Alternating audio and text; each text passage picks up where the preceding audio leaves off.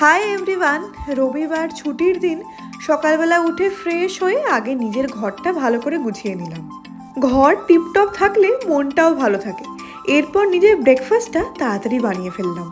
সেটা শেষ করেই চলে গেলাম আবার রান্নাঘরে। লাঞ্চের প্রিপারেশনটা করে নেব, বেশি দেরি আর করবো না। আজকে রান্নাগুলো তোমাদের আর ডিটেলসে দেখাইনি।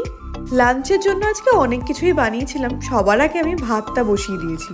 এরপর রেডি করে ফেললাম লাউয়ের তরকারি, ডিম কষা আর তার সাথে আলু পটলের চচ্চড়ি।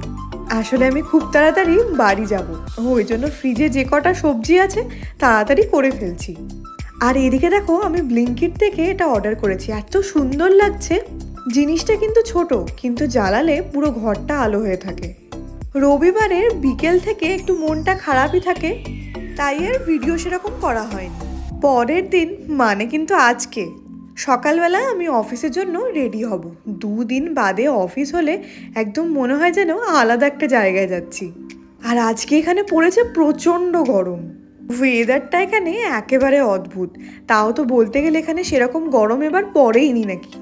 খুব বেশি গরম পড়েছে কিনা সেটা তো আমি কম্পেয়ার করতে পারবো না, কিন্তু এবারের গরমটা বেশি দিন স্টে করেনি। এই আমি এবার ঝোলা নিয়ে চললাম অফিসের দিকে। আজকে আমি ক্যাব বুক করেই যাচ্ছি। আজ একটু লোভ করে চা খেয়ে ফেললাম।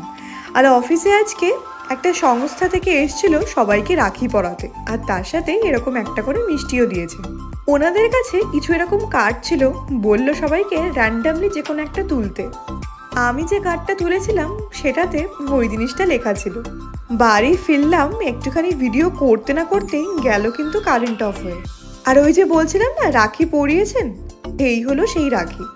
কারেন্ট আসার পর ফ্রেশ হলাম, আর আজকে রাতের ডিনারে খেলাম একটা ভেজ থালি।